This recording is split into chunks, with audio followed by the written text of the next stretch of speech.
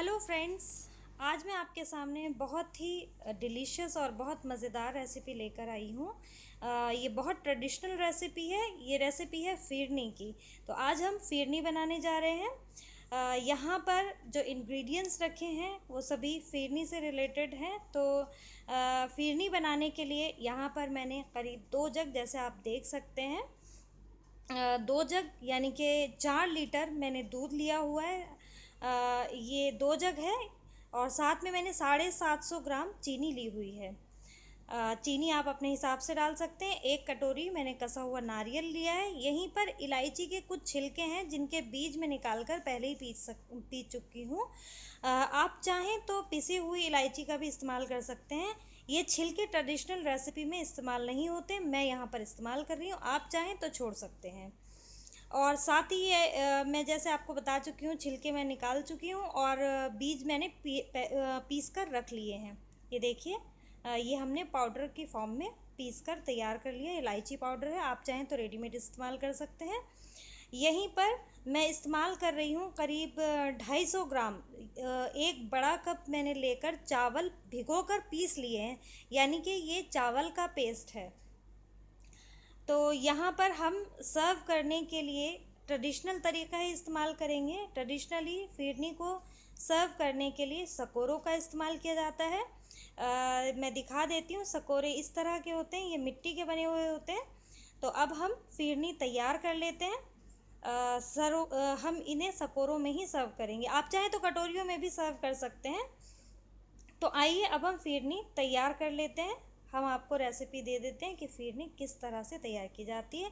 यहाँ पर हमने 4 लीटर दूध लेकर उसे पतीले में गर्म होने के लिए रख दिया है। यहीं पर हम इलायची के छिलके ऐड कर देंगे। मैंने आपको बता दिया कि ट्रेडिशनल रेसिपी में हम छिलकों का इस्तेमाल नहीं करते हैं। आप चाहें तो इसे छोड़ सकते हैं, मैं यहाँ पर इस्तेमाल कर रही हूँ। यहीं पर हम जो चावल का पेस्ट हमने बना कर रखा था, हम यहाँ पर ये चावल का पेस्ट भी इसमें मिला देंगे। ये देखिए, हम मिला चुके हैं यहाँ पर, और इसे अच्छी तरह अब हम चलाते हुए पकाएंगे जब तक कि दूध में अच्छी तरह उबाल ना आ जाए। इसकी वजह ये है चलाते हुए पकाने की, और यहाँ पर मैं फुल फ्लेम पर इसे कुक कर रही हूँ जिससे कि उबाल जल्दी आ जाए। और चम्मच चलाते रहना है जिससे चावल तले में ना लगे। जहाँ ये तली में लगे और जलने की महक आई, समझें कि फिरनी आपकी ख़राब हो चुकी है। उसमें जायका नहीं रहेगा, वो मज़ा नहीं रहेगा जो आना चाहिए। तो आपको चलाते रहना है जब तक कि उबाल ना आ जाए और चावल गल ना जाए। चावल उबाल आते ही गल जाएंगे और आप इसको समझें कि फिरनी तकरीबन तैयार है। तो अब हम इसे चलाते हुए पकाते रहेंगे जब तक कि इसमें अच्छी तरह उबाल ना आ जाए। ये एक बहुत छोटी सी ट्रिक है, आप इसे ट्रिक समझ लें या टिप समझ लें। आप इसका इस्तेमाल करेंगे तो इंशाल्लाह बहुत मज़े की आपकी ये रेसिपी तैयार होने वाली है। छिलकों का इस्तेमाल मैंने इसलिए किया है कि हमारी फिरनी में ऊपर से डालेंगे तो है ही, जो हमने इलायची पाउडर लिया है वो हम इस्तेमाल करेंगे, लेकिन दूध के अंदर तक एक खुशबू, एक अरोमा जो आ जाती है, उससे फिरनी का जायका ही बढ़ जाता है।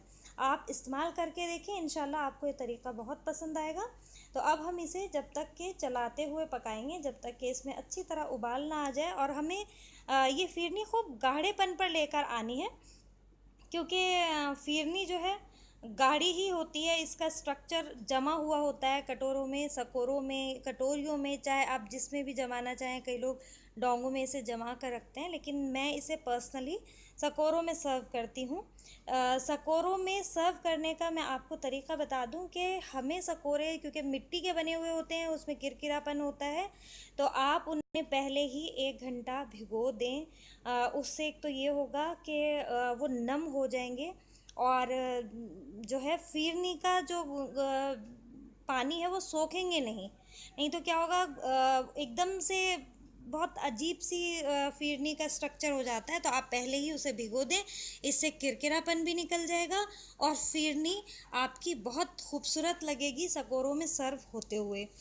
और आप इसे हमेशा याद रखें कि ठंडी ही सर्व करें। देखिए यहाँ पर दूध हमारा काफ़ी गाढ़ेपन पर आ गया है और चावल गल गए हैं, उबाल आ चुका है। अब हम यहाँ पर चीनी ऐड कर देंगे। चीनी आप अपने हिसाब से डाल सकते हैं। देखिए मैं आपको दिखा दूँ, यहाँ पे मैंने ये बड़ा मग चावलों के लिए लिया था, जिसका मैंने इस्तेमाल किया। करीब 200 से 250 ग्राम चावल करीब हमने लिए हैं। तो यहाँ पर देखिए अब हम इसमें चीनी ऐड कर देने वाले हैं। मैं जैसे बार बार आपको बता रही हूँ, मैं अपने हिसाब से 750 ग्राम मैंने 4 किलो दूध में चीनी का इस्तेमाल किया है। आप चाहें तो अपने हिसाब से कम या ज़्यादा भी कर सकते हैं। चीनी मैं यहाँ पर थोड़ी थोड़ी करके मिलाने वाली हूँ, क्योंकि भगोना मेरा थोड़ा छोटा पड़ रहा है। तो अब हम इसे फुल फ्लेम पर कुक कर रहे हैं। यहाँ पर मैंने शुरू से ही बताया कि हम इसे फुल फ्लेम पर ही कुक करेंगे। इससे ये है कि चीनी घुल जाएगी और जो इसका पानी है फुल फ्लेम पर वो जल्दी से उड़ेगा और हमारी फिरनी गिरेगी नहीं। तो अब हम बाकी की चीनी और ऐड कर देते हैं, जो मैंने बचा ली थी वो भी मैं यहाँ पर ऐड कर रही हूँ और इसे हम फुल फ्लेम पर कुक कर देंगे। तो देखिए ये यहाँ पर अच्छी तरह पक रही है। अभी हमें सिर्फ अच्छी तरह कुक करना है। एक तो इसकी चीनी घुल जाए, दूसरा चीनी ने पानी छोड़ दिया, वो भी हम कर देंगे। देखिए यहाँ पर ये इलायची के छिलके अपना काम पूरा कर चुके हैं, अरोमा पूरा आ चुका है, खुशबू इसकी आ चुकी है। इसे हमने निकाल कर एक तरफ फेंक देना है, डिस्कार्ड कर देना है। बाकी के छिलके जो भी आपको नज़र आते रहें आप उन्हें निकाल दें। वैसे ये ऊपर एक तरफ लग जाते हैं, जैसे ही फिरनी तैयार होने लगती है ये ऊपर आ जाते हैं छिलके।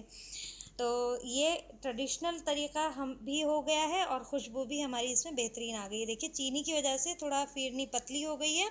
अब हम इसे फिर से फुल फ्लेम पे करीब 5 से 7 मिनट पकाएंगे, या जब तक कि इस पर गाढ़ापन ना आ जाए। देखिए यहाँ पर गाढ़ापन काफ़ी हद तक आ चुका है। अब हम इसे सकोरों में पलट लेंगे, सर्व कर लेंगे, निकाल लेंगे। जब भी आप सर्व करें तो प्लीज़ मेरी आपसे गुजारिश है कि आप फिरनी को ठंडा करके ही सर्व करें, गरम सर्व ना करें। तो अब हम निकाल लेते हैं इन्हें। ये देखिए हमने सकोरों में यहाँ निकालना शुरू कर दिया। आप 1 चम्मच भर के निकालें या 2 चम्मच निकालें, ये आप पे डिपेंड करता है। मैं इसे अच्छी तरह से भर लूँगी। अच्छा लगता है, ज़रा खूबसूरत सा लगता है। तो अब हम इसे सजा देंगे। देखिए यहाँ पर हम गार्निश कर देंगे इसे। नारियल का जो हमने बुरादा कसा था, या आप रेडीमेड भी ले सकते हैं, वो हमने इस पर डाल दिया। और थोड़ा सा हम इस पर इलायची पाउडर भी छिड़क देंगे। ये देखिए यहाँ पर हमने इलायची पाउडर छिड़क दिया और हमारी ये फिरनी की रेसिपी बिल्कुल अच्छी तरह से तैयार हो गई है। बहुत मज़ेदार ये रेसिपी बनती है। आप भी इसे बनाएं अपने घर में, अपने मेहमानों के सामने, अपने दोस्तों के सामने, और अपने फैमिली को आप ज़रूर खिलाएं। और आप मुझे भी बताइए कि आपकी ये रेसिपी कैसी तैयार हुई है। बहुत आसानी से और ये ट्रेडिशनल रेसिपी तैयार हो जाती है और खाने वालों को भी बहुत मज़ा आता है।